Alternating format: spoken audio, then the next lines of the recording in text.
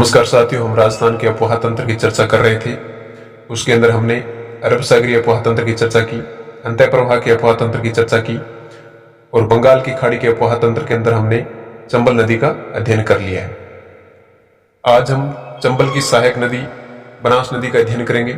आइए हम बनास नदी का अध्ययन करते हैं। उससे पहले अगर आपने चैनल को सब्सक्राइब नहीं किया तो चैनल को सब्सक्राइब कीजिए, अपने दोस्तों के साथ वीडियो को शेयर कीजिए। बनास नदी का उद्गम खमनोर की पहाड़ी कुंभलगढ़ राजसमंद से होता है। बनास नदी की कुल लंबाई 480 किलोमीटर है। यह राजस्थान की पूर्ण बहाव की दृष्टि से राजस्थान की सबसे लंबी नदी है। अगर राजस्थान की सबसे लंबी नदी की चर्चा करें तो राजस्थान की सबसे लंबी नदी है चंबल नदी है, जो 966 किलोमीटर लंबी है। लेकिन अगर राजस्थान की पूर्ण बहाव की दृष्टि से बात करें तो बनास नदी आती है जो 480 किलोमीटर लंबी है। अब हम अगर बनास के उपनाम की चर्चा करें तो वर्णासा, बनास को वैदिक काल में वर्णासा कहा गया। बनास नदी को वन की आशा भी कहा गया। बनास को मेवाड़ की गंगा कहा गया, क्योंकि मेवाड़ के अधिकतर क्षेत्र में से यह प्रवाहित होती हुई फिर आगे जाकर के चंबल नदी में मिल जाती है। बनास नदी के जल ग्रहण क्षेत्र की चर्चा करें तो बनास नदी का जल ग्रहण राजस्थान के कुल जल ग्रहण क्षेत्र का 27% जल ग्रहण है। यह राजस्थान में सर्वाधिक है। जल ग्रहण क्षेत्र की अगर देखें हम तो राजस्थान में अगर देखें बनास नदी का सबसे ज्यादा है, उसके बाद में लूणी नदी का है, उसके बाद में चंबल नदी का है। बनास नदी राजस्थान में जल ग्रहण की दृष्टि से सर्वाधिक है। लेकिन अगर अपोहा क्षेत्र की दृष्टि से देखें तो अपोहा क्षेत्र बनास का 33,760 वर्ग किलोमीटर है, जो राजस्थान के कुल अपोहा क्षेत्र का 9.80% है। अपोहा क्षेत्र की दृष्टि से राजस्थान में बनास तीसरे स्थान पर है। अपोहा क्षेत्र की दृष्टि से अगर राजस्थान में क्रम देखें, नदियों का क्रम देखें तो इसमें सबसे पहले आती है चंबल आती है, उसके बाद में लूणी आती है, उसके बाद में बनास आती और फिर चौथे नंबर पर माही नदी आती है। अपोहा क्षेत्र की दृष्टि से चंबल नदी का तीसरा स्थान है। अब हम अगर चंबल नदी के बनने वाले त्रिवेणी संगम की चर्चा करें तो चंबल नदी में पहला त्रिवेणी संगम बिगोद भीलवाड़े बनता है। इसमें बनास, बेड़च और मेनाल नदी आकर के मिलती है, यहाँ पर त्रिवेणी संगम बनाती है। दूसरा त्रिवेणी संगम बनास, बांडी और मासी नदी मिलकर के देवधाम टोंक में बनाती है। और तीसरा त्रिवेणी संगम राजमहल, देवली, टोंक में बनास, खारी और डाई नदी मिलकर बनाती है। ये बनास नदी पर बनने वाले 3 मुख्य त्रिवेणी संगम है। बनास नदी आगे जाकर के चंबल में मिलती है, जहां पर बनास, चंबल और शीप नदी मिलकर के त्रिवेणी संगम बनाते हैं, जिसको हम रामेश्वरम के नाम से जानते हैं। रामेश्वरम, जिसे मीणों का प्रयाग कहा जाता है, यह चंबल नदी का त्रिवेणी संगम में माना जाता है। अब हम अगर बनास बेसिन की चर्चा करें तो बनास बेसिन में लाल और पीली मृदा पाई जाती है, जिसे हम भूरी मृदा भी कहा जाता है। बनास नदी राजस्थान के 6 जिलों से होकर के प्रवाहित होती है, जिनका क्रम है राजसमंद, चित्तौड़गढ़, भीलवाड़ा, अजमेर, टोंक और सवाई माधोपुर। सवाई माधोपुर के रामेश्वरम में जाकर के बनास नदी चंबल नदी में मिल जाती है।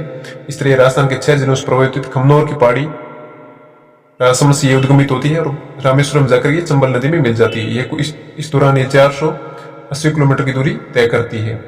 इसी तरह अगर हम चर्चा करें, राजस्थान की 3 नदी हैं जो 6 जिलों में प्रवाहित होती है, जिनका ट्रिक है चंबल। 6 से चंबल नदी, बनास नदी भी 6 जिलों से प्रवाहित होती है और लूणी नदी भी 6 जिलों से प्रवाहित होती है।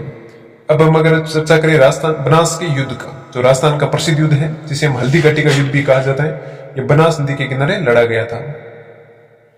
हल्दी घाटी युद्ध 18 जून 1576 को महाराणा प्रताप और अकबर के मध्य लड़ा गया। हमने बनास नदी के मुख्य मुख्य बुंदे देखे, तब हम बनास नदी के मैप की सहायता से समझते हैं। बनास नदी खमनौर की पहाड़ी राजसमंद से उद्गमित होती है, उसके बाद में राजसमंद जिले में प्रवाहित होती हुई भीलवाड़ा की तरफ निकलती है। बनास नदी के किनारे ही राजसमंद में ही गिलूंड सभ्यता है, जहां पर हमें सरसों के अवशेष मिले थे। आगे चलने पर बनास नदी की पहली सहायक नदी कह सकते हैं आती है बेड़च नदी आती है। बनास की पहली सहायक नदी बेड़च नदी आती है। बेड़च नदी की उद्गम गोगुंदा की पहाड़ी से होता है। गोगुंदा की पहाड़ी से यह आयड़ नदी के नाम से निकलती है, उदय सागर झील में गिरती है। उदय सागर झील से आगे बेड़च नदी को बेड़च के नाम से जाना जाता है। इसी आयड़ नदी को आगे बेड़च के नाम से जाना जाता है, उदय सागर झील से आगे। आयड़ नदी के किनारे ही आहड़ सभ्यता है। इसी आयड़ नदी की सहायक नदी है गंभीरी नदी है। गंभीरी नदी का उद्गम एमपी की जावरा पहाड़ी एमपी से होता है। गंभीरी नदी निम्बाहेड़ा से राजस्थान में निम्बाहेड़ा, गंभीरी नदी निम्बाहेड़ा से राजस्थान में प्रवेश करती है। ये चित्तौड़गढ़ में है। यहाँ राजस्थान प्रवेश करने के बाद में गंभीरी और आयड़ नदी या बेड़च नदी के संगम पर चित्तौड़गढ़ दुर्ग का बना हुआ है। इसके आगे चलने पर बेड़च नदी के नाम से जानी जाती है। बेड़च नदी के ही ऊपर घुसुंडी बांध बना हुआ है जो चित्तौड़गढ़ में है। आगे चल करके यह बेड़च नदी विगोद में जाकर के बनास नदी में मिल जाती है। यहीं पर आकर बनास की दूसरी सहायक नदी आकर मिलती है, मैनाल नदी आकर मिलती है, जिसका उद्गम भीलवाड़ा से होता है। मैनाल नदी पर एक मैनाल जलप्रपात है जो मांडलगढ़ भीलवाड़ा में है। मैनाल जलप्रपात कहां पर है? मांडलगढ़ भीलवाड़ा में। ये मैनाल नदी पर है। मैनाल, बेड़च और बनास नदी मिलकर विगोद में त्रिवेणी संगम बनाती है। उसके बाद अगर बनास की दूसरी सहायक नदी या मुख्य सहायक नदी की चर्चा करें, यह कोठारी नदी है, जिसका उद्गम दिवेर राजसमंद होता है। दिवेर का युद्ध 1582 में हुआ था। यहाँ से राजसमंद से दिवेर से कोठारी नदी निकलती है और कोठारी नदी के किनारे ही बागोर सभ्यता है, जहां पर पशुपालन के अवशेष मिले थे। ये एग्जाम की दृष्टि से बड़ी इंपॉर्टेंट सभ्यता है। पशुपालन के अवशेष मिले बागोर सभ्यता है। और कोठारी नदी पर ही बावनी नदी मिलने के बाद में, बावनी के मिलने के बाद मेजा बांध है। ये एग्जाम में कई बार पूछा जा चुका है। ये एग्जाम दृष्टि बड़ा इंपॉर्टेंट है। मेजा बांध कोठारी नदी पर स्थित है। नंदराय भीलवाड़ा में जाने के बाद में कोठारी नदी आकर के बनास नदी में मिल जाती है, नंदराय भीलवाड़ा में। मेजा बांध के किनारे ही ग्रीन माउंट पार्क है। ग्रीन माउंट पार्क है, इस मेजा बांध के किनारे पर बनाए गए हैं। आगे चलने पर बनास में दो सहायक नदियां और आकर मिलती हैं, खारी नदी और डाई नदी। ये बिशलपुर बांध या राजमहल टोंक में आकर इसमें मिलती है। यहाँ पर बिशलपुर बांध बना हुआ है। यहाँ बिशलपुर बांध से दो नहरें निकाली गई। बिशलपुर बांध से दो नहरें निकाली गई जहां से टोंक और सवाईमाधोपुर में सिंचाई की जाती है।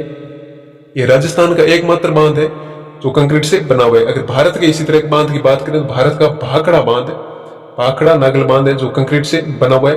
राजस्थान के अगर बांध की बात करें तो ये बिशलपुर बांध है जो किससे बना है? कंक्रीट से बना हुआ है। राजमहल टोंक में है।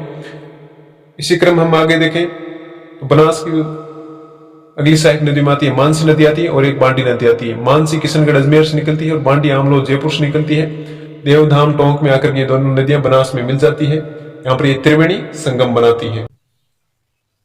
इसी क्रम में अगली नदी आती है बनास की सहायक नदी में आती है मोरेल नदी आती है जो बनास इंपोर्टेंट नदी है। शीतला माता मंदिर के पास से चाकसू जयपुर से निकलती है। शीतला माता मंदिर के पास से चाकसू जयपुर से निकलती है। ढूंढ नदी भी कहां से निकलती है? ये भी जयपुर से निकलती है। ये दोनों मिलने के बाद में और इसकी सहायक नदी आती है कालीसील नदी आती है जो करौली से निकलती है। और इसी कालीसील के किनारे ही कैला देवी का या कैला माता का मंदिर है। ये कालीसील नदी सपोट्रा की पहाड़ी करौली से निकलती है। मोरेल नदी में मिलने के बाद में आगे चल के ये बनास नदी में मिल जाती है।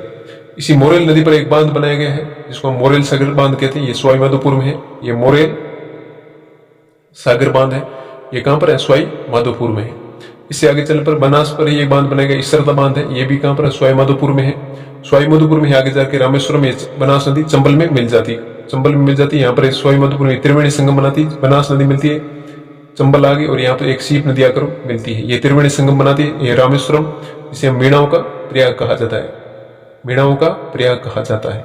इस तरह बनास नदी खमनोर की पहाड़ी से लेकर के रामेश्वरम तक 480 किलोमीटर की दूरी तय करती है और ये राजस्थान के 6 जिलों से होकर के प्रवाहित होती है।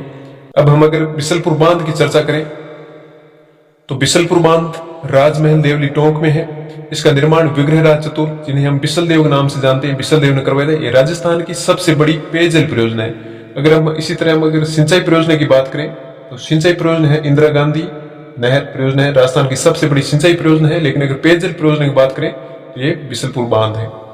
इसका निर्माण के लिए वित्तीय सहायता एशियन डेवलपमेंट बैंक तथा जाइका से जापान इंटरनेशनल कॉर्पोरेशन एजेंसी के द्वारा, जाइका के द्वारा, Japan international corporation agency JICA के द्वारा इसको सहायता दी जाती है। एशियन डेवलपमेंट बैंक दोनों मिलकर इसको सहायता देती है। 2016 में जब पुष्कर झील खाली हो गई थी तो पुष्कर झील को इसी बांध से भरा गया था। अगला बांध आता है इसरदा बांध आगे, ये सवाईमाधोपुर में है। ये बनास नदी पर भी बना गया है। इसका उद्देश्य था सवाईमाधोपुर तथा टोंक को पेयजल तथा दोनों सिंचाई दोनों की सुविधाएं उपलब्ध करवाना था। इसी क्रम हम अगर आगे देखें तो बनास से संबंधित सभ्यताओं की बात करें तो बेड़च नदी आती है। बेड़च नदी के किनारे पहली सभ्यता आती है आहड़ सभ्यता आ गई। यह आहड़ सभ्यता उदयपुर में है। दूसरी सभ्यता आती है बालाथल सभ्यता आ गई, ये भी बेड़च नदी के किनारे है, ये भी उदयपुर में है। तीसरी सभ्यता आती है नगरी सभ्यता, ये चित्तौड़ में है। इसी क्रम में अगर अगली नदी देखे बनास की सहायक नदी कोठारी नदी की सहायक, इसके किनारे बागोर सभ्यता जिसका हमने उल्लेख किया था अभी, बागोर भीलवाड़ा में है। सभ्यताओं की अगली सभ्यता देखें तो बनास नदी के किनारे जो हमने अभी अध्ययन किया ही था, गिलूंड सभ्यता है। बनास के किनारे कौन सी सभ्यता है? गिलूंड सभ्यता है। इस तरह हमने बनास नदी का अध्ययन किया। राजस्थान का हम नदी तंत्र या अफवाह तंत्र का पूरा अध्ययन कर चुके हैं। अगले वीडियो में हम इसके लिए संबंधित क्वेश्चन लेके आएंगे। उम्मीद है आपको वीडियो पसंद आया होगा। लाइक करें, दोस्तों के साथ शेयर करें, सब्सक्राइब करें और बेल आइकन का बटन जरूर दबाएं ताकि आपको आगामी वीडियो के नोटिफिकेशन मिलते रहें। जय हिंद, जय भारत।